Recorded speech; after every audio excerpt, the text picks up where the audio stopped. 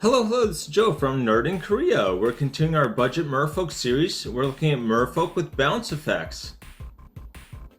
What are we covering? So right now we're looking at what I'm calling the exemplars. So they're kind of like the creature types that have a very high affinity for a particular color. So for black, I was thinking rat. For red, goblin. For green, elf. I think that's the most clear one. Blue, Merfolk, and white, Leonin. One of my commenters actually pointed out the Merfolk Leonin thing, and that was very helpful. Thank you. I think it was NNNTTT, but anyway, yeah. About Merfolk, so again, their main color is blue. Secondary color is definitely green. There's a lot of green. Main strategies are counters, meaning +1/+1 counters type of thing. Card draw, bounce, tap, and untap. So this third video in the Merfolk series, we are looking at Merfolk that make use of the bounce to hand. So this video is about things that allow you to bounce permanents back to your hand. A very useful mechanic in many ways, so very highly abusable. If you want to double ETBs in particular, I think this is your go-to. So what do I mean by budget? I mean $2 or less according to the TCG market value. They are not a sponsor. No, they're not. Honorable mentions. So all of these are under 25 cents. We've got Moonlit Scavengers. When it enters the battlefield, if you control an artifact or enchantment, return target creature to an opponent controls to its owner's hand. So you bounce one of your opponent's creatures, which can open up the board and make it easier. Waterfront Bouncer. For 1, tap it, discard a card from your hand, return target creature to its owner's hand. Once again, you can target your own creature or an opponent's creature. Also, if you want to discard, if you have a deck that's relying on something like Madness, this can be very useful to have. Triton Cavalry. Whenever you cast a spell that targets Triton Cavalry, you may return target enchantment to its owner's hand. So this lets you, it's a weird form of enchantment removal where they can just cast it again, but maybe that is going to be good enough. Especially things like Pillow Fort strategies. If you can just put Ghostly Presence back in their hand for a turn, that lets you get the attack in, right? So I think it is very good against very specific things.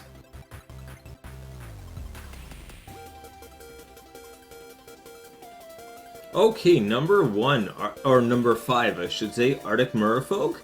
This is a kicker. So remember, kicker is optional, right? So you may bounce a creature to hand. Yeah. And it does have to be a creature you control. There's the kind of limitation there. It's a creature you control. But if you do, she comes in with a +1/+1 counter. A 2/2 for 2, not great, but that +1 counter, if you are proliferating, you can make that just stack up very quickly and take a lot of advantage of that. Anyway, 19 cents.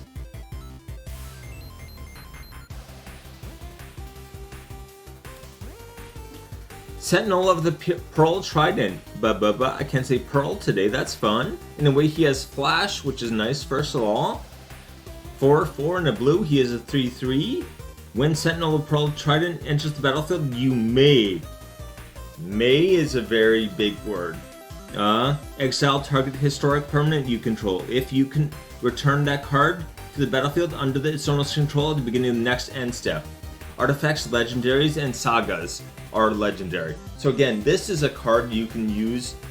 It's not the cheapest vert at all, but if someone's using some kind of target removal on your commander, you can do this and just bounce your commander until end of turn. Also, if someone's doing some kind of artifact removal or something like that, you want to keep your artifact safe.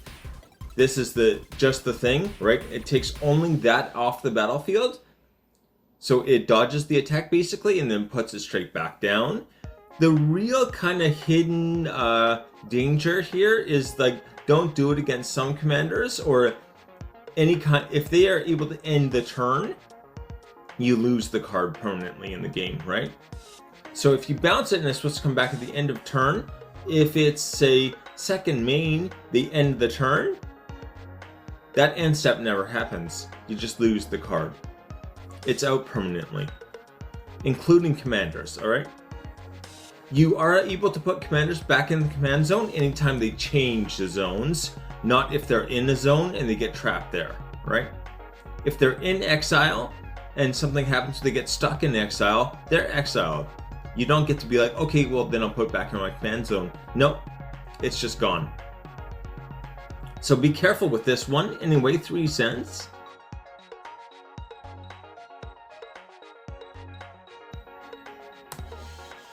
Storm Sculptor. First of all, he's a 3/2 for 3 and a blue, which isn't great, but he can't be blocked. Can't be blocked is really amazing, especially when it's not like a 1/1. So when Storm Sculptor enters the battlefield, return target creature you control to its owner's hand. This just lets you put something back into your hand. Again, you're going to have to recast it, so it does cost the mana again, but like, if you want that ETB really badly, or you want to make sure it's avoiding something, it might be very worthwhile. Yeah. It's also, he's great with combat tricks, right? This, having an unblockable creature, for all kinds of situations, you can take some pretty huge advantage of that. Ninjutsu comes to mind, but I wouldn't want to use something with a high casting cost with the ninjutsu, but more like Quietus Spike, something like that, where he does damage and they lose half their life automatically. That would be very, very good. Also, all kinds of instants, right? Instants. Anyway, 2 cents.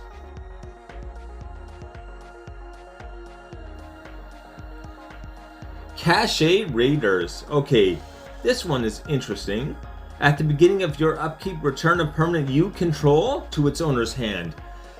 So flexible, right? A permanent, not it doesn't say a creature, it doesn't say non-land, it doesn't say historic, it says just a permanent. Any permanent you want, you can just pick up, put in your hand, and then cast again. Especially, this is what you want to use when you have something that lets you like have huge cost reduction, or like you're able to cheat things back into play from your hand. This is like the perfect card to have for those kind of decks. Anyway, it is 3 blue for a 4/4, and it costs 11 cents only. This is so flexible. Oh my gosh.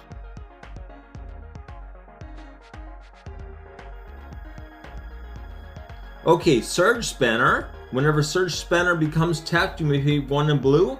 If you do, return target permanent to its owner's hand. So once again, it's returning any permanent, like Cache Raiders. The downside here is that, it's not like Cache Raiders, because Cache Raiders is a permanent you control. This is any permanent, right? Your opponent's big threat, back to hand. This is more expensive, unsummoned, but it's repeatable. The main thing is that you can just keep doing this over and over and over, right? Anytime you can tap Surge Spanner, you can do this. So yeah. It's great with effects where it's like, if you tap a creature, you automatically get this kind of benefit. So all it really has to do, it doesn't have to attack. Usually it'll say like when it attacks or when it does combat damage. The better version of both of those is just tap, right? It has to tap to attack. So if it doesn't tap, or if it does attack, it does tap, it does do this. And yeah. This is just a really incredible card and has all kinds of synergy. There's a lot of commanders that are like, oh, if you tap a creature, you get this benefit, or tap 3 creatures, get this benefit. Kumenia, I think Kumenia is his name. Kumena. But anyway, if you tap Merfolk, you can do a whole bunch of different stuff based on how many Merfolk you tap. And that's, yeah, this is ideal with that commander, because it just lets you do all kinds of shenanigans. Anyway, 7 cents. It is a 2/2 for 2 and 2 blue. So a 4 casting cost for a 2/2. Not great, right? But 7 cents.